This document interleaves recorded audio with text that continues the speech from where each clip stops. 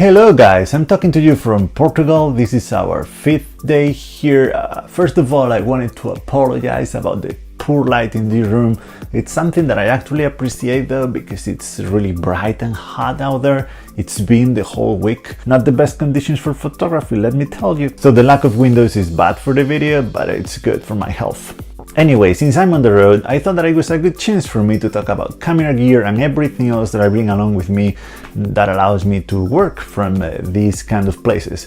Not only the stuff that makes the photos, the camera, the lenses or the film, but also everything else that enables a photographer to create and share their work.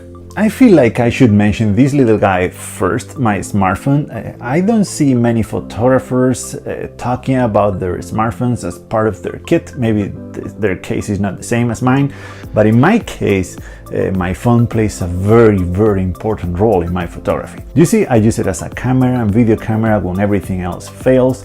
The other cameras that I have, sometimes they are too big or too inconvenient to bring with me, or for example, none of them is weatherproof. My phone is, so I can actually go outside if it's raining or snowing and take photos with my phone and record videos, something that no other camera that I own is able to do. Also, I can check the sunrise and sunset times. I can check the conditions of the roads. I can actually get the route using GPS and maps. I can know if the moon is gonna be out tonight or not. I can check the position of the stars. I can check the tides, the wind. I don't know what else. I can do research about places, where to go, where not to go. I use it as a flashlight for night photography, as a light for videos like right now. And besides all of this, it also doubles as a second computer. I can post and share my work on Instagram, Twitter and Facebook, and I can update my website. I can reply to emails. I can actually ship prints when someone orders one from the field, from wherever I am. I also use it sometimes to upload YouTube videos. You see, when you travel, Wi-Fi kinda sucks. Like for example, in this house, if I wanted to upload a YouTube video using this Wi-Fi, it would take days. So I just use my phone and the 4G connection, and it uploads in just a few minutes. It's a very important piece of my equipment. I would say that the most important piece, because even if I lost everything else tomorrow, I would still be able to go out and record videos, edit them, upload them from my phone. I could still take photos, create my images, share them online. I could still print them from my phone too. And I can't overstate the importance of the smartphone in my photography workflow. Next item is my computer. This is a MacBook Pro 15 inches from last year. It's a good computer, but I was expecting it to be much better, to be honest, for the price. It's only 1 year old and it's already been struggling at times when I have a couple apps open like Lightroom and Photoshop, or I'm writing an article and I have a few websites open. So yeah, even Final Cut Pro has been slow at times. And I don't shoot 4K or anything, they are just regular 1080p videos.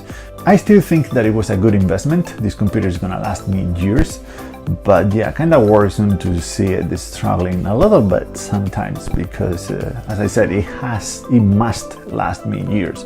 So we'll see about that. With my computer, I bring 3 hard drives. Every night, once I get home, I copy every single image and clip that I took that day to the 3 hard drives, so I always have 3 copies.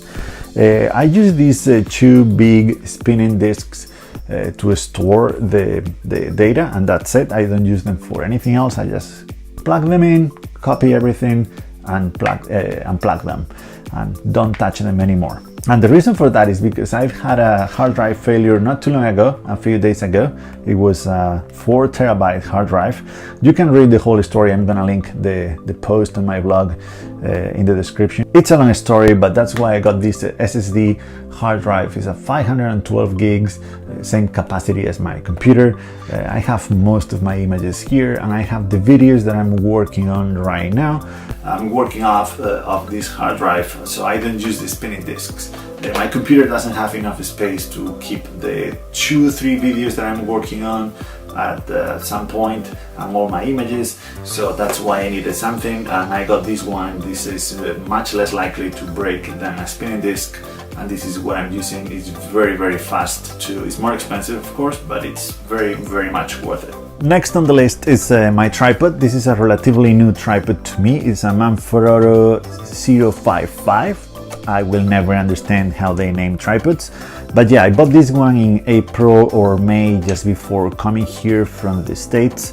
I got it to replace my older Manfrotto B3. That was a travel tripod. It was a smaller tripod and not very suitable for my heavy and bulky Bronica. This one works so much better with that big camera, but it comes at a price. Literally, it's more expensive, but also because it's much bigger and much heavier than the other tripod, and I definitely have noticed that on hikes. And yeah, I've been thinking about getting another B3. I don't have it anymore, it was broken.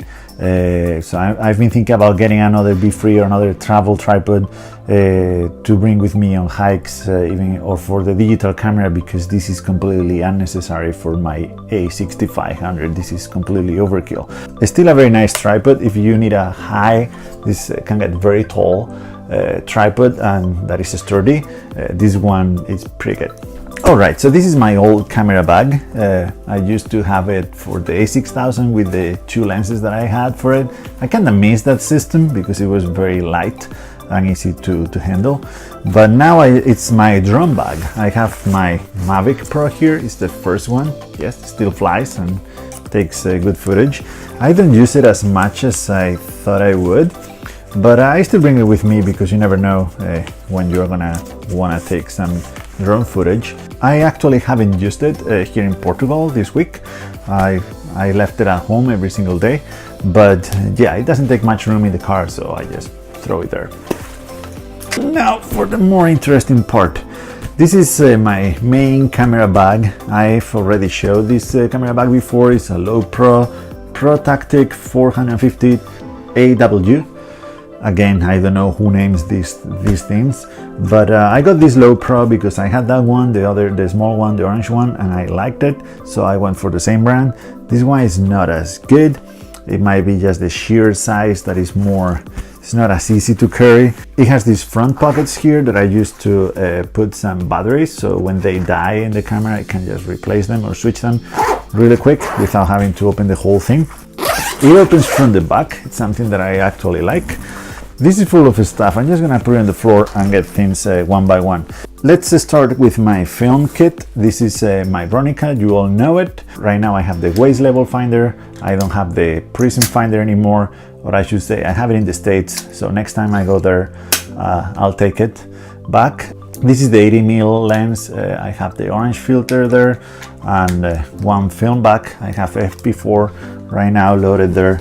I also have the 150mm f4 PS lens. I love this lens. It's my favorite lens for the Bronica by far.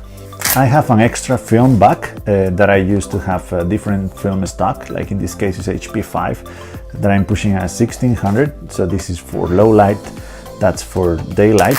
So I can just switch them really easily. Or I would usually have both film backs already loaded if the conditions are not good. For example, it's raining or it's very windy, so I don't have to load new film in the field. I already have it there. The last piece of my film system is just this pouch with all the rolls, exposed rolls, and the ones that are not exposed yet. I have 6 left for this trip. That should be enough. Digital. I have the A6500 with the 16-70 f4 car size lens. I love this combo.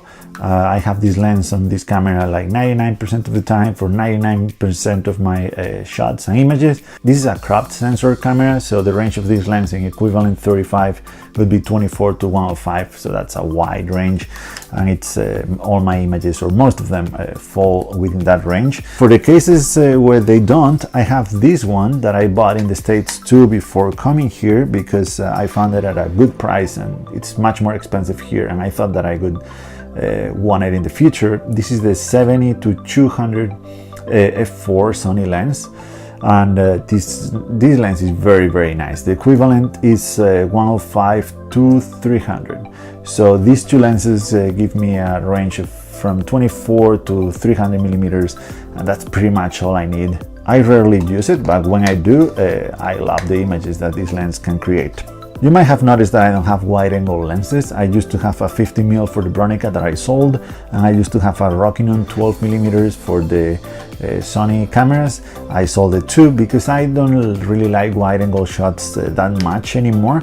I don't know in the future, but as of right now, I'm very happy with this setup that I have. Normal lens and a relatively long lens for the Bronica, and 2 zooms that give me a wide, very wide range in digital. And then I have a bunch of stuff like all the memory cards to go here. These are all step-up rings and adapters for the long exposure kit. I have the 3 ND filters here. They are the little stopper, the big stopper, and the super stopper, and that means 6, 10, and 15 stop ND filters. I have the holder here too that I use for both cameras, for the Bronica and the Sony. I use these ND filters quite a lot for all the long exposures. I also have the remote control for the digital camera, and for the same purpose I have the cable release for the film camera. More stuff I have around here. Oh yeah, this rocket thingy to clean lenses and even sensors, you see, if they get dusty or whatever. So this is pretty handy to have. I have a pen to label or to write on the rolls of film, the exposure, the place, the date, so I know what to expect from each roll. I have some cloths here. I have a few of these size wipes. They are pretty handy if your lens is very dirty. I have 3 CDs for the tripod when you are on the beach or something, so you can put them on the ground so the tripod doesn't sink. 2 are old soccer games, FIFA 96, and this is a pirate version of Windows XP. Yeah. I also have these ND graduated filters that I'm not using a lot, to be honest, but I still have them here just in case. I have a notebook to take notes. I also have this very large external battery, some 20,000 milliamperes or something like that. It charges my iPhone 5 times. I use it a lot, so this battery comes very handy. It can also charge my digital camera or keep it working while I'm taking like a long exposure or something like that. I just plug it into my camera, and this battery will keep it alive. So this is all. I know that it sounds like a lot of stuff to bring with you on trips, but I use everything here. You can believe me. Well, maybe not the drone as much, but everything else I do use every day a lot. Well, I also have the vlogging camera. I'll talk about that in another video. The A6000 and that tripod. I have to talk about this tripod because it's awesome. The best tripod I've ever bought. But anyway, yeah, this is all I use to create my images. Nowadays, I use my digital camera most of the time. Like 60-70% of the photos are created with this digital camera. I still bring the Bronica with me because it inspires me a lot, and I love that camera. The experience that I get from that viewfinder is just something that is just, I can't explain. And yeah, photography for me is about having fun too, and that camera is very, very fun compared to other cameras like the A6500. That is not as much fun, but it can create awesome images too. This is all for today. If you have any questions about any piece of my equipment, or if you have any recommendations or anything, please leave a comment down below and let me know. Otherwise, this is all from Portugal.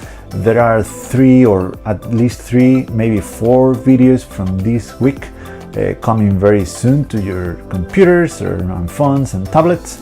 So stay tuned for those, and yeah, thank you so much again, and see you in the next one.